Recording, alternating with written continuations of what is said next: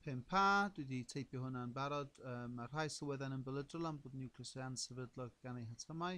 Rhowch reswm pan maen nhw'n ansefydlog. Da ni bod dros hwn reit aml. Gormod o wahaniaeth rhwng nifer y protonau, cofiwch. Iawn? A nifer y niwtronau o fewn y niwclews. Okay? Da chi'n cofio ni sôn falle yr enghreifftiau a ni wneud oedd rhywbeth fel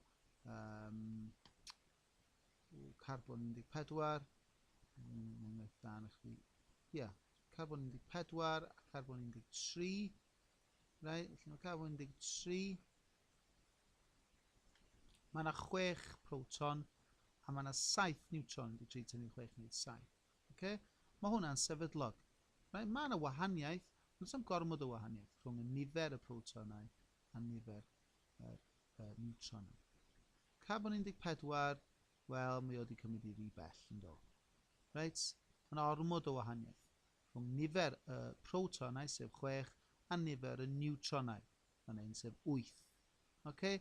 8 a 6 ddim digon tebyg. Felly mae hwnna'n ymbolydrol, mae hwnna'n ansefydlog, ac yn y diwedd mae'n ymchwalu a mae'n taflu gronyn beta allan o'r niwclews yn tydi.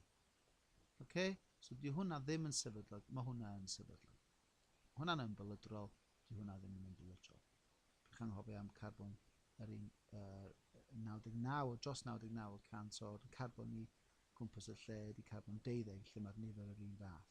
Okay, y protonau a niwtronau. Ond y pwynt pwysig fan hyn ydy bod rhain ymbolydrol oherwydd mae gormod o wahaniaeth. Gormod o wahaniaeth rhwng nifer y protonau a nifer y niwtronau o fewn y niwclews. Okay? A dyna diwedd 5A.